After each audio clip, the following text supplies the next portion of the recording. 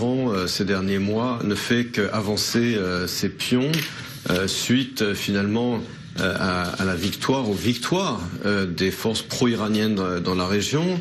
D'abord en Syrie avec l'intervention militaire russe où Assad a été maintenu. Ensuite la mise à l'écart de Hariri au Liban. Puis l'abandon des Kurdes par les États-Unis et par conséquent la reprise du pouvoir par le gouvernement de Bagdad qui est lui-même à la solde de Téhéran au nord du pays. Et puis bien entendu l'échec saoudien avec son intervention militaire au Yémen. Et par conséquent, oui, aujourd'hui l'Iran est dominant et cela inquiète Israël et également les pays sunnites, en particulier l'Arabie saoudite.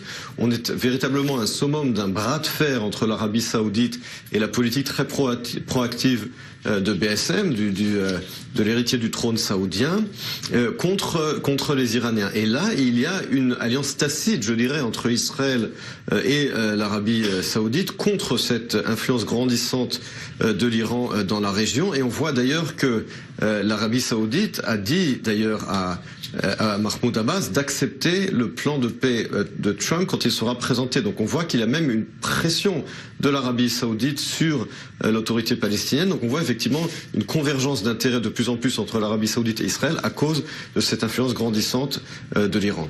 Et combattre les